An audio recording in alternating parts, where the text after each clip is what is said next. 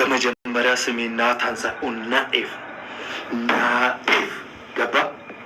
ሲቀጥል እኔን ስታወራኝ ቃላቶች ማትመርጥ ከሆነና ስታወራኝ ማትለማመጠኝ ከሆነ ስልኩን ለመዝጋት እገደዳለሁ። በቀጣይ እኔ ጋር ስትደውል ስርዓት ምን እንደሆነ ተምረህ ደውል።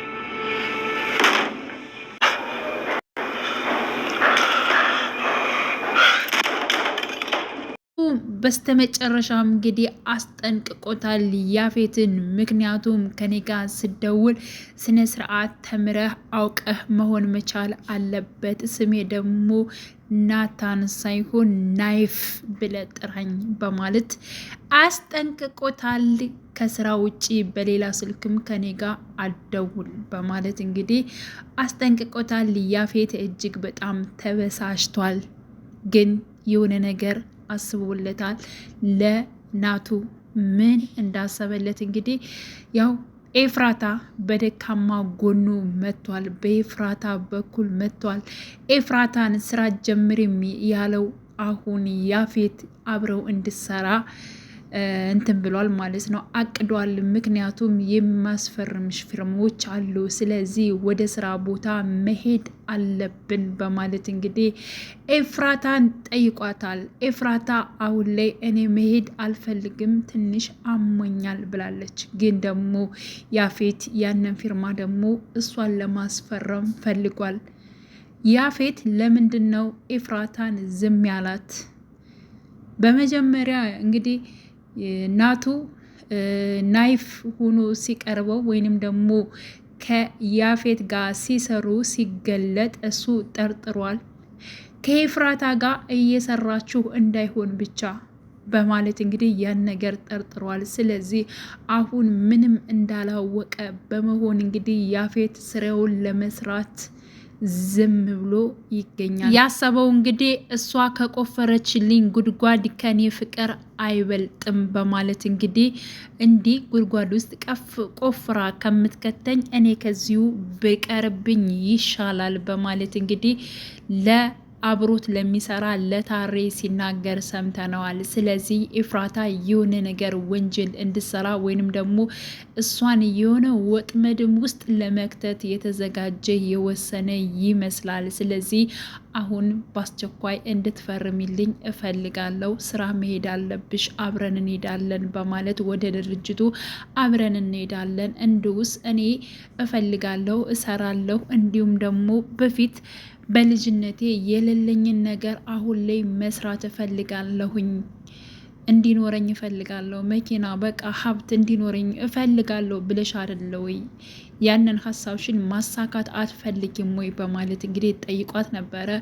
አዎ እፈልጋለሁኝ፣ ግን ደግሞ አሁን ላይ ስላመመኝ መውጣት አልፈለግኩም በማለት እንግዲህ መልስ ነው የሰጠችው። ያፌት የሆነ ወጥመድ አስቧል። ናታንን የሚጥልበት ወጥመድ እያሰበ እያንሰላሰለ እንዲሁም ደግሞ ከኋላ እየሰራ ይገኛል። ይህንም ደግሞ እንግዲህ ከናቱ ጋር ሆነው የሚሰሩት እቅዱን አውቀዋሉ ማለት ነው። ምክንያቱም ኤፍራታንም እንደዚህ ወደ ድርጅቱ እንደወሰዷትና እንዲሁም ደግሞ መፈረም ያለባት ወረቀት እንዳለና ያፌት ይህን ነገር እንዳቀደ እንግዲህ ናቱ በስተመጨረሻም ሰምቷል። እጅግ በጣም ተናዷል። ይህንን በሰማ ጊዜ እጅግ በጣም ተናዷል። እንዴት እንደዚህ ያደርጋል በማለት እንግዲህ ተበሳጭቷል። ነገሮችን ልንገርህ ብዬ ነው በኋላ ሳታቅ እንዳትቀር በማለት ነው እንግዲህ ብሎ የናቱ አብሮ የሚሰራው ተናግሯል። እንግዲህ ኤፍራታ አሁን ላይ እጅግ በጣም ጨንቋት ትገኛለች። ምክንያቱም አቤል እንግዲህ ቀጥታ ከነ ያፌት ቤት መጥቶ ሳሎን ላይ ቁጭ ብሎ አግኝተዋለች። ስለዚህ ያፌት ሳይመጣ ቀስ ብለህ እንድትወጣ እፈልጋለሁ በማለት ጠይቀው ነበረ። እሱ ግን እዚህ ቤት አልወጣም፣ ልብሴንም እዥ መጥቻለሁ፣ ቦርሴን አስተሽ እንድታስተካክዩና ክላሴን እንድታስተካክይልኝ እፈልጋለሁኝ፣ እዚህ በኋላ ከእናንተ ጋር ነው የምኖረው በማለት እንግዲህ ከኤፍራታ ጋር ሲነጋገር ሰምተናል። ምክንያቱም አንቺ ከያፌት ጋር ስደዊ እኔ ደግሞ ፖሊስ ጋር እደውላለሁ፣ ስለዚህ የትም ነቅነቅ አልልም በማለት እንግዲህ አስጠንቅቋታል።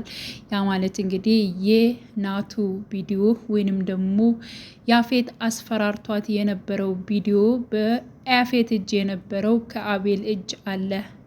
ስለዚህ አሁን ላይ እጅግ በጣም ግራ ገብቷት ትገኛለች። ቀጥታ እየደወለችው ደግሞ ለፂ ነበረ።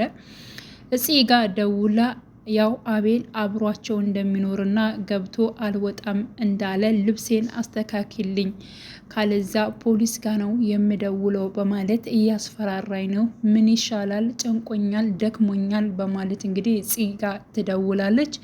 ፂም እንግዲህ ምንም ማድረግ አይቻልም፣ እሱ ድርቅ ካለ ድርቅ ነው፣ የሆነ ነገር እንዳያደርግሽ ተጠንቀቂ፣ ራሽን ጠብቂ፣ ደግሞ እርጉዝ ነሽ እና እባክሽን በቻልሽው መጠን ራሽን ተንከባከቢ፣ ሲቀጥል ከሱ ጋር አትዳረቂ፣ በቃ ከዚያው ይኑር፣ ለእኛም እኮ ይጠቅመናል፣ መረጃ እንሰበስባለን፣ መውጣቱን መግባቱን ማየት ይጠቅመናል በማለት እንግዲህ ጽ መልሳለች። ስለዚህ ኤፍራታ ለማስተካከል ወደ ክላስ ሄዳለች። ሌላው እንግዲህ ሉሊት ነች። ሉሊት እጅግ በጣም አሁን ላይ የሆነ መረጃ ለመሰብሰብ እሷም ቀልጠፍ እያለች ትገኛለች። ምክንያቱም ቤዛን አሁን በተለየ መልኩ ለመቅረብ ለጓደኝነት በማድረግ እቅድ እያሳካች ትገኛለች። ማንም እንደማይፈልጋትና ማንም እንደማይጠይቃት ሰው ሆናለች። ምክንያቱም በሷ በኩል ናታንን መቅረብ እፈልጋለሁ በማለት እንግዲህ በውስጧ ስትናገር ሰምተናታል። ስለዚህ ቤዛን ስትመጣ እኔ ብቸኛ ነኝ፣ ማንም አይጠይቀኝም፣ እንዴት ሆንሽ፣ እንዴት ነሽ ብሎ ራሱ ቁጭ ብሎ ሊያወራኝ አልፈለገም በማለት እንግዲህ በመበሳጨትና በመጸጸት ስትናገር አይተናታል።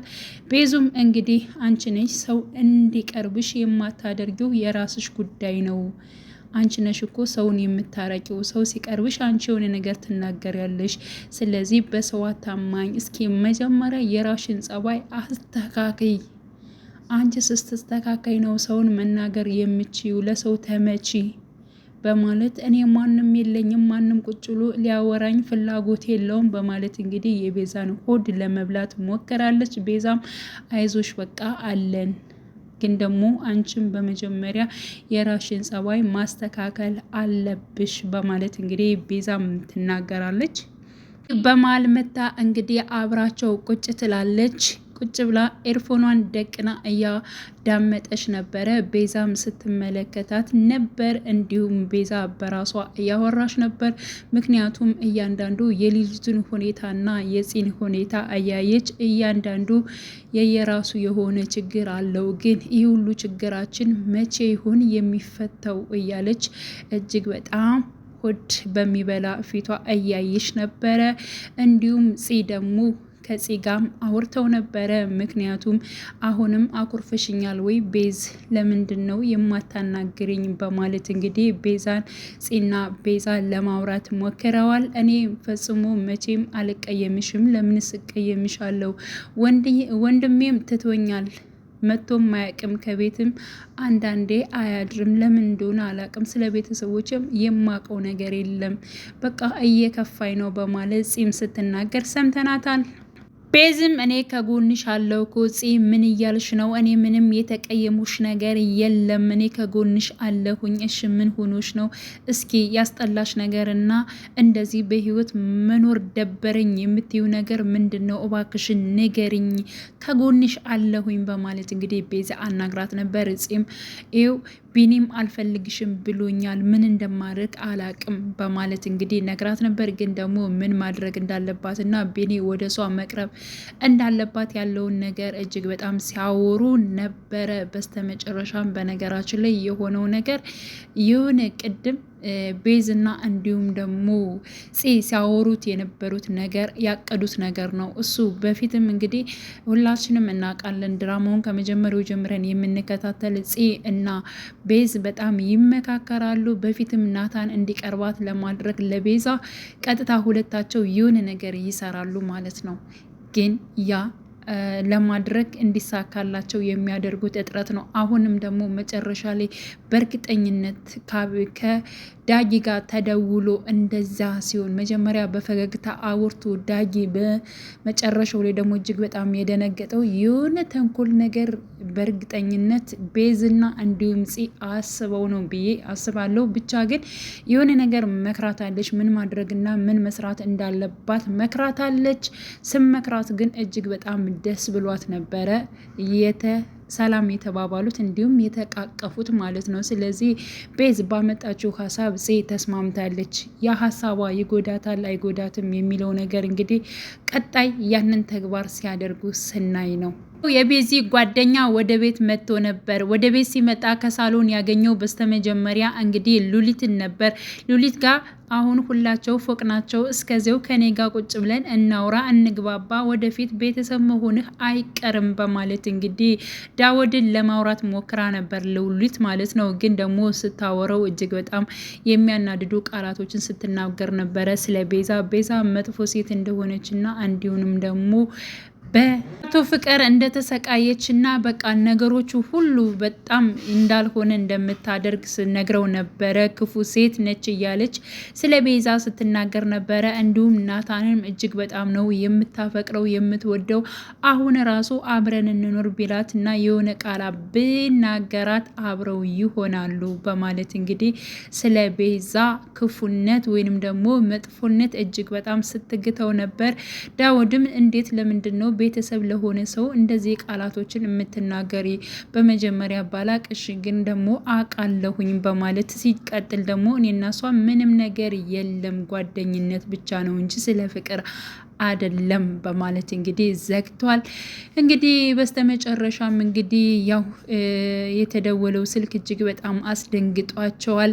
ዳጊ በመጀመሪያ በፈገግታ አንስቶት ነበረ፣ ግን ደግሞ እጅግ በጣም አስደንግጦታል። ምንድነው ያስደነገጠው ነገር? ምንድነው የተፈጠረው ነገር የሚለው እሱ ሁላችንም የሚያሳስብ ነው። ምን ሊሆን ይችላል? እኔ ግን ፄና እንዲሁም ቤዛ ያቀዱት ነገር ነው ብዬ ነው የማስበው። ምክንያቱም እነሱ የሆነን ተንኮል ነገር አስበዋል። ስለዚህ ቢኒ ነው ራሱ ሮጦ የወጣው ማለት ነው። ግን ደግሞ በዳጊ እና እንዲሁም ደግሞ ፄ አቤል ላይ ሊያደርጉት የነበረው ነገር እሱ በፍጹም አይሆንም ብዬ አስባለሁ። በፍጹም አይሆንም፣ ገና ናቸው። ምክንያቱም ለእኛም ይጠቅመናል፣ መውጫውን መግቢውን ማየት ይጠቅመናል ያለችው አቤልን ነበረ ለኤፍራታ ፂ የነገረቻት ማለት ነው። ስለዚህ የነሱ እቅድ ትንሽ ይቆያል። አሁን ላይ ግን ይሄ እቅድ የሆነው ወይንም ናቱ የሆነ ነገር ሆኗል፣ አሊያም ደግሞ ፄና ቤዛ የፈጠሩት ምክንያት ቢኒ ወደ እሷ እንዲቀርብ እንዲሄድ ያደረጉት ኬዝ ነው ብዬ ነው የማስበው። ምክንያቱም በስተመጀመሪያ ያው ዳጊ ሲያወራ ፈገግ ብሎ ነበር። ስልኩን ያነሰው የሚያውቀው የሚቀርባቸው ሰዎች ስለሆኑ ማለት ነው። እኔ ግምቴን ከዚህ ላይ ነው ያደረግኩት። እናንተም የራሳችሁን ግምት ማስቀመጥ ትችላላችሁ። እና ሐረግ ድራማ እጅግ በጣም ተወዳጅ ድራማ ነው። ያው ሁላችንም በጉጉት የምንጠብቀው ድራማ ነው።